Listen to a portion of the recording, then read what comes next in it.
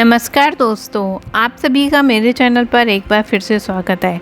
आज मैं आपके समक्ष प्रस्तुत करूंगी शारदीय नवरात्र में प्रथम दिन पूजी जाने वाली माता शैलपुत्री जी की व्रत कथा।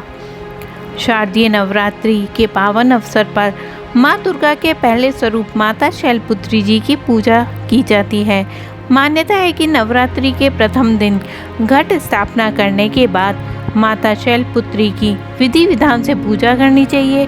ऐसा करने से बेहद शुभ फलों की प्राप्ति होती है। माता पार्वती को ही शैलपुत्री कहा जाता है। शैल का अर्थ होता है हिमालय और पर्वतराज हिमालय की पुत्री होने के चलने से माता को शैलपुत्री के नाम से जाना जाता है। नवरात्रि के पहले दिन माँ शैलपुत्री की विधि विधान से पूजा करने से जातक की सभी मनोकामनाएं पूरी होती हैं। जीवन में हर प्रकार के दुखों से मुक्ति मिल जाती है, सुख की प्राप्ति होती है। तो आइए जानते हैं माँ शैलपुत्री जी के बारे में। शारदीय नवरात्रि के पहले दिन माँ शैलपुत्री जी की पूजा होती है, जिनका स्वरूप बेहद शांत, सुशील, सरल और दया से पूर्ण होता है।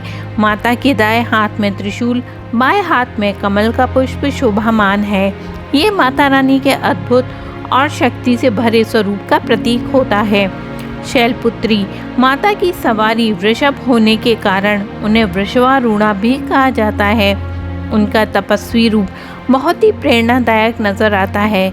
माता ने घोर तपस्या की, जो समस्त जीविकों की रक्षिका है। नवरात्रि के पहले दिन इनकी पूजा और व्रत करने से विशेष रूप से कष्टों से मुक्ति मिलती है और कोई भी विपत्ति पड़ने पर माँ शैलपुत्री भक्तों की रक्षा करती हैं और उनकी सभी मनोकामनाएं पूरी करती हैं। माँ शैलपुत्री साधक के मूलाधार चक्र को जागृत करने में सहायता करती हैं। यह चक्र हमारे शरीर का ऐसा ऊर्जा केंद्र है जो हमें स्थिरता, सुरक्षा और मानसिक शांति दिलाता है। देवी सती प्रजापति दक्ष की पुत्री थी। एक बार दक्ष ने बहुत बड़े यज्ञ का आयोजन किया। इसमें सभी देवताओं को दक्ष द्वारा आमंत्रित किया गया, लेकिन उन्होंने अपनी बेटी सती और उनके पति भगवान शिव को आमंत्रण नहीं भेजा था। लेकिन देवी सती को यज्ञ में भाग लेने की तीव्र इच्छा थी।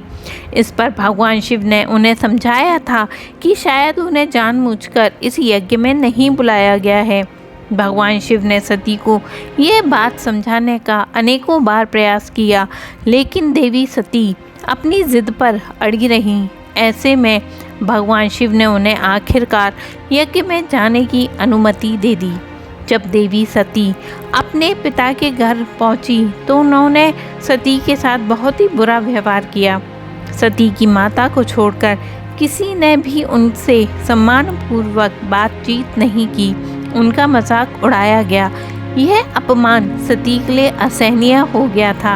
अपने द्वारा प्रजापति दक्ष द्वारा किए गए अपमान के चलते सती बहुत आहत हुई, क्योंकि उनकी बहनों एवं पिता के द्वारा उनके पति भगवान शंकर का भी अपमान किया गया था।